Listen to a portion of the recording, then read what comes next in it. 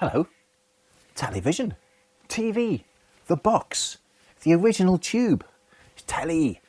It's been with us since 1936 and it started in the East Wing of a Victorian exhibition hall in North London. And it's gone through many changes since then. Now the lines, pun intended, have been blurred. You can watch TV on your mobile phone and internet streaming services, including YouTube, hooray, on your telly. But that's the point, it's still telly. And over the decades, billions have been moved by what they've seen. We've been entertained, educated and informed. So I would argue that television, nearly 90 years after it first started, is still the world's favourite medium.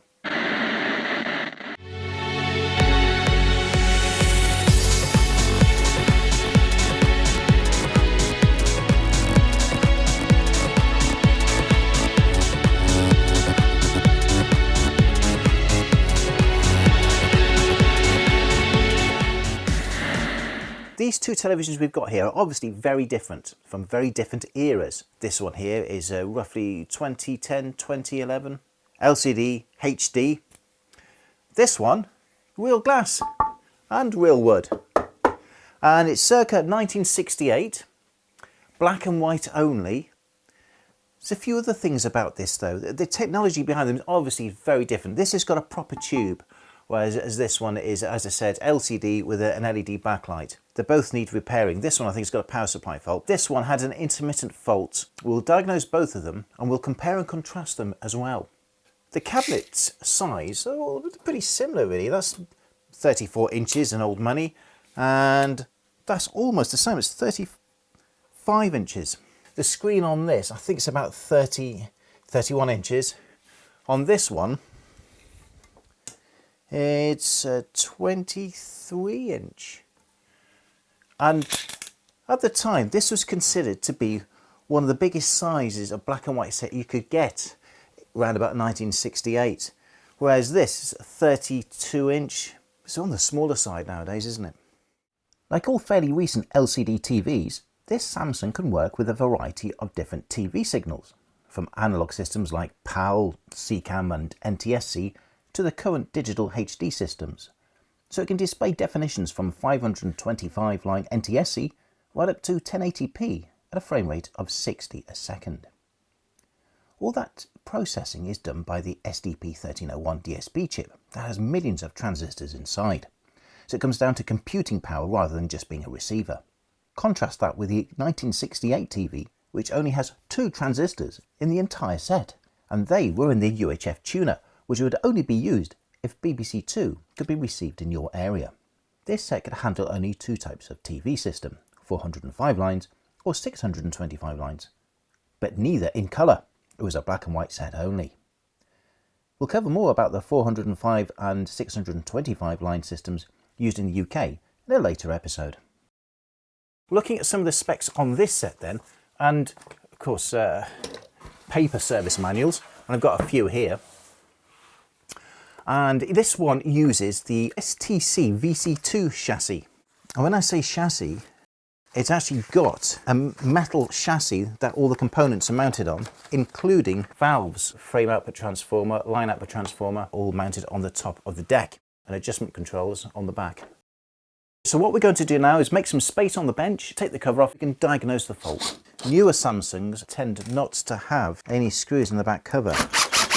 I've got this sort of clip arrangement. A word about the signal panel. So all the video signals go into this panel here, and that's either from the tuner, and I notice that the tuner here, I don't know if camera 1 can pick that up, that's got a coax, or what used to be known as a Belling & Lee, it's actually a brand name, Belling & Lee connector, rather than some parts of the world, especially America, they use an F-type connector, which is sort of a screw-in connector. It's got a thread on the outside. Still a coax, but slightly different design. In the UK, and I think other parts of Europe as well, mainly use these coax connectors, which just go straight in, coax plug, into this female socket. And been using those pretty much since the start of television here in the UK. Pretty much. I think actually maybe in the 1930s it was a slightly different arrangement, which maybe used screw terminals. I'm sure somebody can correct me on that. But certainly in the 1950s, these Belling & Lee coax connectors were universal. And this, it's only a small sealed unit, or surface mounting there. That'll be UHF and VHF, so bands 1 and 3 and 4 and 5, whereas years ago you'd have separate tuners and much bigger than that. No doubt the gain on this, the signal to noise ratio, is very good. Another form of signal input. You've got these round connectors here. I don't know if you can see that, camera. One can pick that up. That look all right? Do you want me to lower the desk? Is that? Yeah, I've got it fine. Yeah, you got a good view of that? Yeah. One of the phono sockets on the rear of the Samsung is coloured yellow and green, which is a bit unusual. Normally these phonotype sockets are yellow, red, green and blue to indicate what sort of video signal they're for. For example, yellow is composite video, which is in fact the lowest quality standard definition video connection because it contains all the signals, including sync and blanking, to reproduce a colour picture. And while it's convenient having just a single connection for all those signals, it does degrade the picture somewhat because you've got the colour subcarrier sitting on top of the higher detail end of the luminance signal, interacting with it, causing moire or patterning, which obscures the fine details and sort of causes a coloured mush. And that's why S-video connectors were invented, keeping the luminance and chrominance signals separate and therefore purer. But an even better way is to dispense with encoded signals altogether and have all three signals that make up a colour picture sent separately, either as component or RGB, which is my favourite way of doing it, because component still requires a little bit of processing because you've got the B-Y and R-Y. It seems that the Samsung can detect a composite signal or a luminance signal, also known as the Y signal, and will switch it accordingly if it detects a colour subcarrier in the signal. Now, these are commonly called RCA connectors, whereas here in Europe, we tend to call them phono connectors because RCA, of course, it's a brand name. RCA is Radio Corporation of America, which I believe invented this type of connector many years ago. So we don't, sometimes people refer to them as RCAs, but we tend to call them phono connectors. Not best suited really for video because they can come loose, and the earth, which is the outside, which is the bit you can see here, can get dirty as well, and so it doesn't always form a brilliant connection. And certainly for sort of higher definition signals, you want something a little bit more robust, a slightly better connection than that, but still about. But this one here, well, this was unique to Europe. This is what's known as a SCART or Euroscart, or sometimes even known as a Peritel, or I think the original name is Peritelevision, because it's actually a French invention. And the reason for this was that in France, of course, they use CCAM rather than PAL and TSC, and CCAM was more difficult to overlay text on. So everything had to go to sort of component level rather than an encoded signal like CCAM. The thing is that with these SCART connectors were quite good for their time, a bit flimsy, but you can have inputs and outputs on the same socket. So signals could go in both directions. So pin 1 is audio output right, pin 5 RGB blue, pin 15 could be for S-video C, that's your chroma, pin 19 video output for the luminance for S-video. On older sets and video recorders, this will be configurable by having a little switch on the back of the set by the socket, and in newer ones it would have been done by the menu. And also, if I remember, there was a command pin, wasn't there, which always caused problems. I think it was pin 8, yes, so status and aspect ratio. So pin 8, when I worked in the industry, we would often supply SCART leads to customers, and sometimes we would push pin 8 on the lead inside the plug so it didn't make contact, because otherwise it could change the aspect ratio unintentionally or do other things. When they put their video recorder or later on DVD player on, it would revert to the AV channel even if the customer didn't want that. So it found that it did actually cause some confusion. A brilliant idea, but as I say, it's something that was unique to Europe because it was a political thing. The EU had mandated that all video equipment, consumer video equipment, used SCARTs. So they had to be fitted at factories, and even imported sets, say from Japan and Korea and anywhere else, even though they didn't use SCART sockets in their home territories. For the European territory, for the European market, they had to be fitted with SCART sockets. And you'd always tell if a television or video recorder was top of the range by just looking around the back and seeing how many SCART sockets were fitted, because you can have televisions with up to 4 SCART sockets, and each one could be configured slightly differently. And so you'd use them to send the signal out from the tuner to your video recorder, so you could record whatever you were watching, and then send the signal back again, back in to the television to monitor it. You could also send a signal to an external teletext box, and then it would come back with teletext and your RF off-air signal, and also set-top boxes. And set-top boxes would often have 2 SCARTs, one so you could record to your video recorder, and the other one so you could display, you could watch it live from your satellite, or later on digital terrestrial as well as digital satellite. And also decoder boxes, external decoder boxes also used SCART sockets. So if you were watching satellite and you go to your video crypt, remember video crypt, awful system, and if you're using D2Mac, Eurocrypt, and there's also Cysto and other encryption systems, but they did tend to use SCART sockets from what I remember. So, very interesting history of the SCART socket. Apparently they were available in some of the territories as well. I think the Japanese did have a version of it, but I think the connections were slightly different. The configuration of the pins was slightly different. I think it was known as a JP21. This is known as the TCON board. All the video signals come out of this ribbon cable from the signal processing board. It's the signals split up into the drivers for the various lines of pixels, and then fed out using another ribbon cable here, which is soldered and bonded as part of the LCD screen. So this can't be separated. And if it did become separated, it would be a very difficult job to repair it. Normally that means that the whole thing is written off. So always be very gentle with this.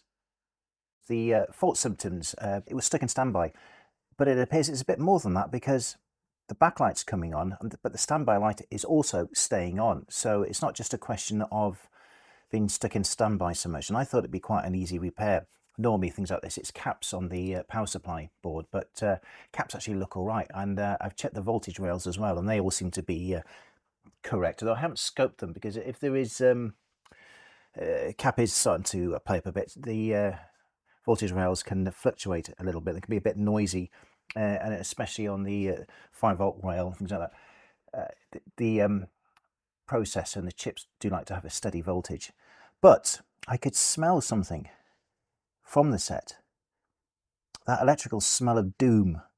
And then sure enough, it started arcing and smoke was coming out. Powered it down quickly, but it was actually running at the time. I did manage to get it to run by switching it on and off, and just playing with the there's a joystick and power button on the back, because it's one of the first generation of Samsung smart sets. Anyway, this smell and arcing, and I suddenly realized that behind the power supply panel you got this plastic insulator here,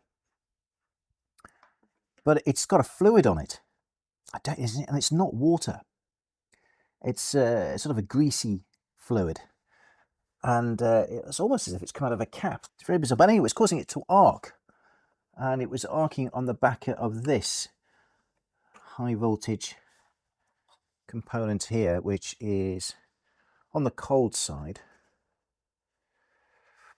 But I think that it's either, I think it could be a thyristor or a transistor, which delivers the 170 odd volts for the LED backlight. What I've done with this set now is that I've completely stripped it down. I've even had the LCD screen off. I'll put it back on again now, because I just wanted to check the condition of the LED lights, because what has happened, there's a short between the gate and the drain, and this MOSFET drives the LEDs. Let's just do a quick check on this thyristor to see if it is short circuit. So it's lower resistance that way around and higher that way around. And on this pin. There's a complete short that way and a complete short that way. So that pin there is shorting to earth. Let's just check that is earth. Let's just check that. Yes, it is. Yeah, okay. So that's earth on the secondary side. So it's the cold side. So you can actually smell it, and I think that's what deposited whatever it was on this insulation. Right, we'll just do a quick check, make sure there are no dry joints on it, because this is a used panel.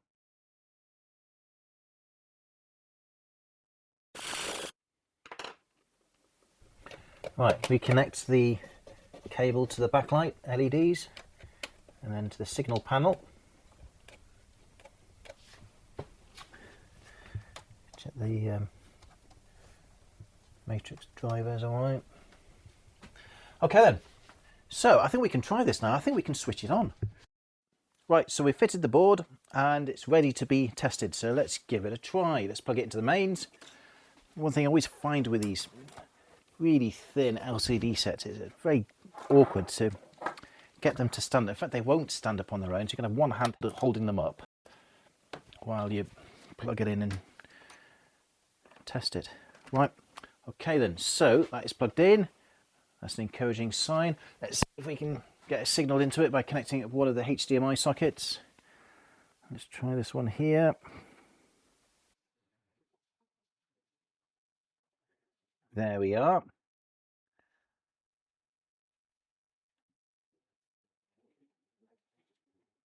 Oh, we have a picture. Right, there's a bit of flicker on that. There's not really flicker on this. That is due to the scanning of the camera, which is scanning at 50 Hertz, and it could well be that because it's a Mac and it defaults to 60 Hertz. We don't use 60 Hertz in this country. Everything's 50. So anyway, we've got a bit of strobing, a bit of flicker going on. But anyway, we'll soon sort that out by correcting and putting it on 50. But anyway, that seems to be working, and you may have recognized that from the intro of the program. This is footage that we shot back, I think it was around about 2006, of the world's first television studio at Alexandra Palace. We did this for an Italian documentary. But anyway, that's the origins of television being shown on a fairly recent television. And that seems to be working. So what we'll do, we'll put it all back together again, and then we'll give it a proper test. And then we'll work on the old set, the proper television, the 1968 ITT-KB, which is far more interesting than this plastic television. But anyway, it's working at the moment. That seems to be a successful repair.